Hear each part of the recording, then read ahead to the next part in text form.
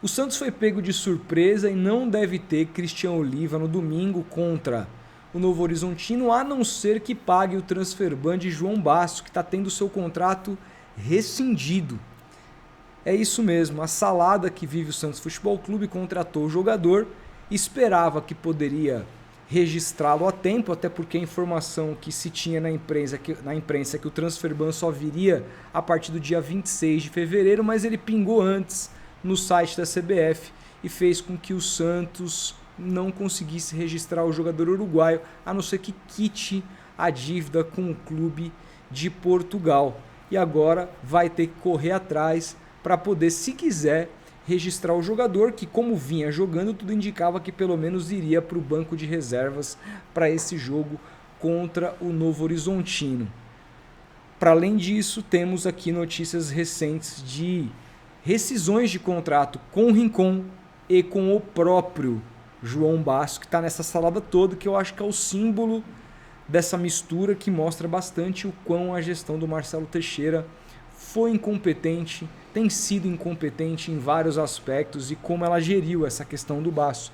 É uma prova viva disso. É sobre isso que eu quero falar, não antes de você deixar o seu like, se inscrever no canal, ativar o sininho para não perder nada. Estamos muito perto de bater 40 mil inscritos, eu conto com a ajuda de vocês para isso. Bom, Santos trouxe o jogador Christian Oliva.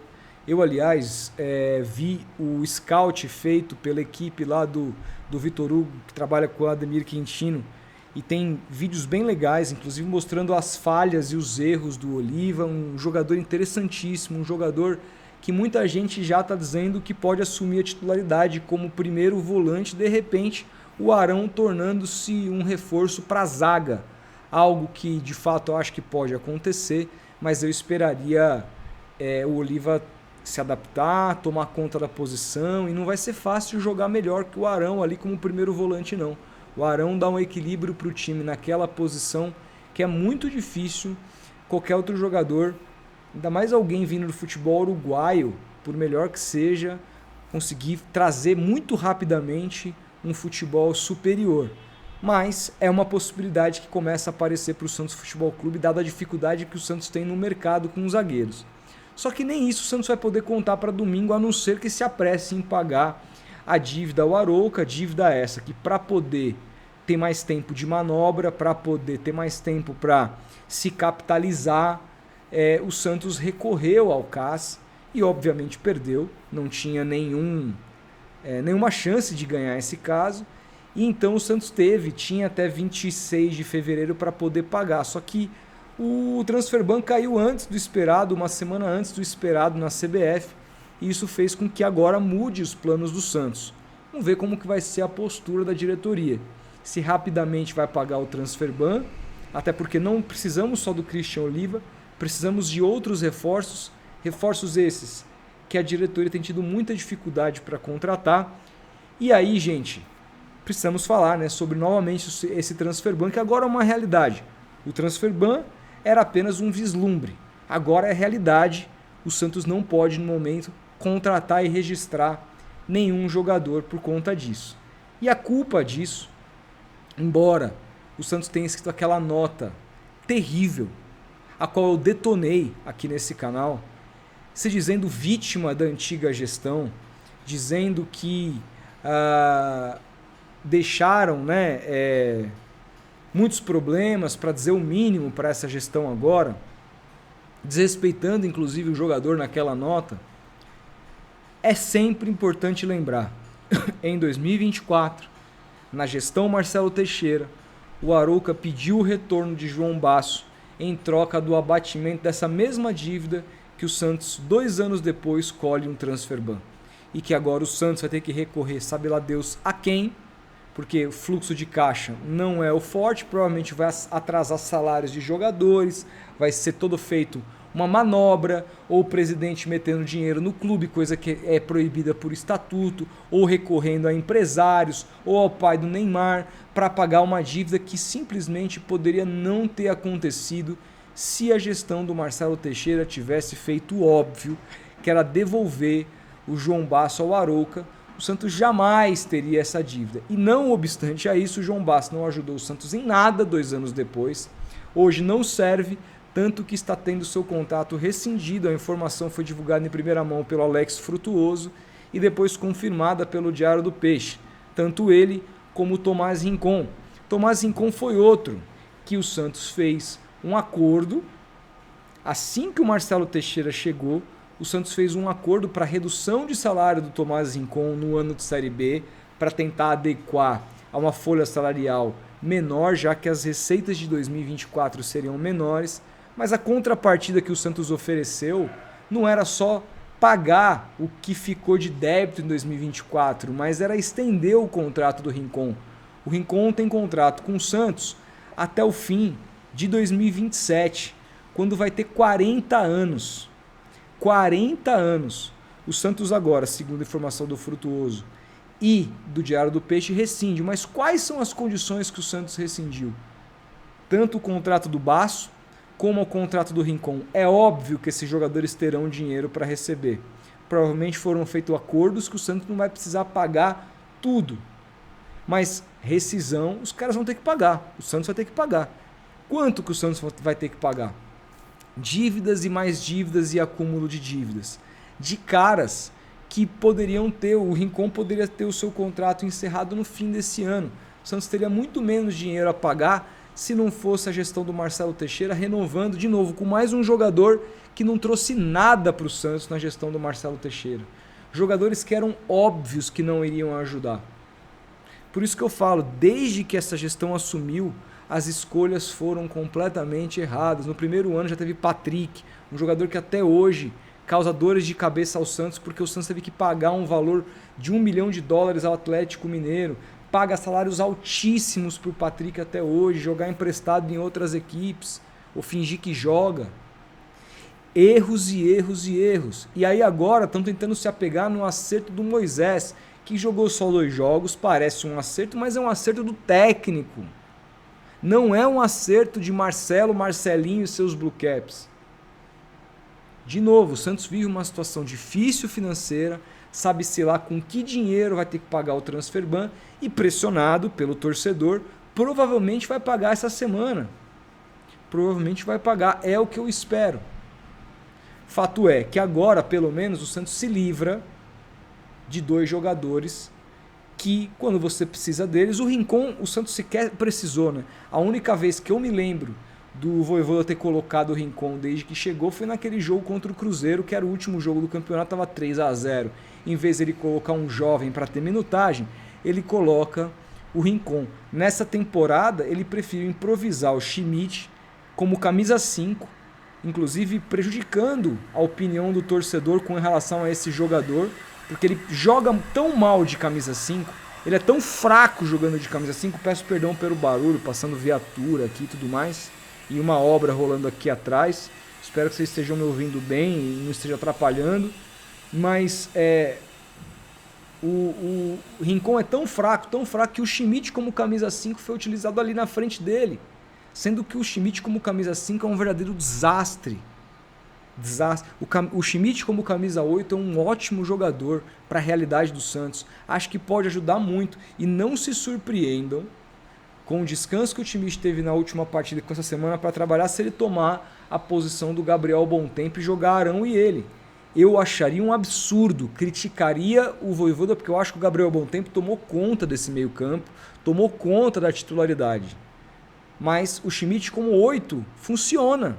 E pode ajudar, ainda que seja como reserva. Jamais colocaria ele como titular, mas ele pode ajudar. Agora, ele preferiu o Schmidt de 5 do que escalar o Rincon. Alguma coisa tinha errada, chegou a preferir o Gustavo Henrique, o menino da base. Então são jogadores que o Santos não conta mais. E aí não faz sentido esses caras ficarem lá. E uma outra coisa também, né? Surgiu a notícia, que é até um tanto quanto óbvia. Esses 2 jogadores, é muito importante dizer, tanto o Rincon quanto o Basso, são muito próximos do Neymar. O Basso, principalmente. Surgiu notícias de que, como é que o Neymar reagiria a isso? Será que o Neymar ficaria melindrado de mandar os amigos dele embora, principalmente o Basso, etc? E, gente, a gente sabe que isso acontece, né? Isso não acontece só no futebol, isso não acontece só no Brasil.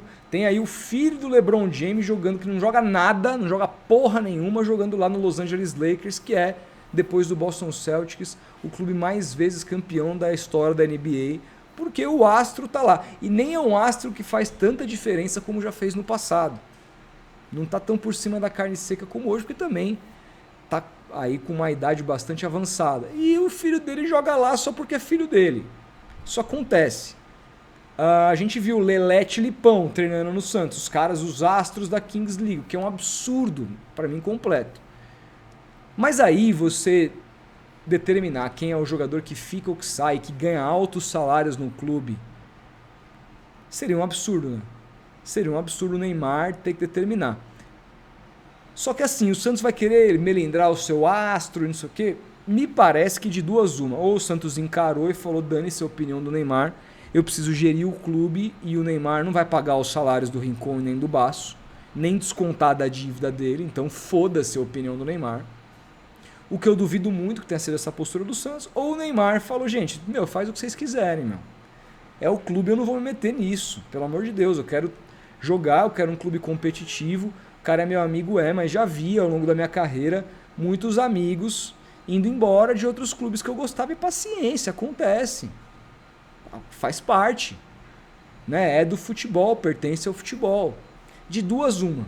Mas o fato é que assim, pensando em futebol, pensando em elenco, esses dois jogadores não estarem lá mais dentro do elenco e não poderem atuar é muito interessante. Claro, ainda faltam lacunas nesse elenco. Alexis Duarte, acho que não é caso de rescisão. Aí é um jogador que tem mercado, é um jogador da seleção paraguaia, é um jogador que o Santos pode envolver numa negociação. O Santos precisa ainda contratar reforços, né? E precisa hoje dar fim a esse Transferban que colocou tudo aí.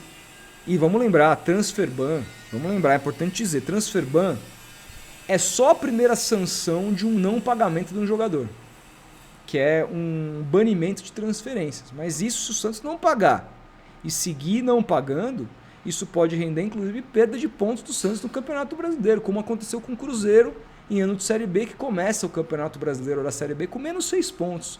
Isso fez, inclusive, ajudou com que o Cruzeiro não subisse naquele ano. Então, não dá para ficar, não, é isso aí, não registra mais ninguém, tudo certo. Não, tem que pagar. E acredito que a diretoria vai pagar. Agora, com que dinheiro e como, não sei. E quais são os acordos? E o Master? Nada, ninguém anuncia absolutamente nada. Quem são as marcas? Quanto vai pagar? E outra, com zero transparência, né? A diretoria do Santos é muito pouco transparente sobre tudo isso, fala muito pouco disso, é muito pouco perguntada sobre isso.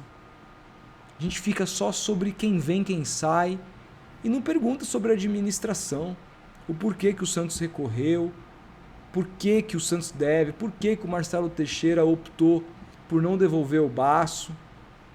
Aliás, o Marcelo Teixeira está sumido, né? Desapareceu, não aparece mais. Cadê o Marcelo Teixeira? Por onde anda? Andando com segurança na Vila Belmiro, esperando a coisa ficar ok de novo, o time de repente passar, chegar numa semifinal, de repente numa final de Paulista, para ele poder falar que está em reconstrução? É isso. Tá sumido, né? Não dá uma coletiva. Podia aparecer, né, Marcelo? Dar uma coletiva, explicando tudo que você precisa explicar, e não indo em podcast de gente do Rio de Janeiro que nem sabe os meandros do Santos para te colocar em frias, né? Você escolhe muito bem os lugares aos quais você vai. Por que não vem aqui no Tomando Uma? Tá convidado, Marcelo. Apareça aqui no Tomando Uma, no meu podcast, no Futeboteco, pra gente conversar. Vou te fazer perguntas e não vou contra a tua honra. Até porque, assim, nunca recebi processo da tua parte. Recebi um pedido de explicações uma vez. Não passou disso. Assim, sou um jornalista, vou fazer perguntas. Tá feito o convite. Vem aqui pra gente conversar. Acho que seria muito importante esclarecer pro torcedor do Santos várias perguntas. Faço questão, inclusive, de, se você vier aqui, procurar os amigos, para que eles também façam perguntas, mandem vídeos e façam perguntas que eles queiram saber a respeito da sua gestão, ou que dê uma coletiva na própria Vila Belmiro. Faz tempo que você não aparece. Tá sumido, né, Marcelo? Enfim, Quero saber o que vocês pensam disso. Claro, o dia é longo, estou gravando esse vídeo aqui hoje mais cedo. Provavelmente podemos ter novidades ao longo do dia. Se tivermos, eu volto aqui. Portanto, ative o sininho para não perder nada. E assim você fica por dentro de todo o meu pensamento que envolve o dia a dia do Santos. Fechado? Grande abraço e até mais.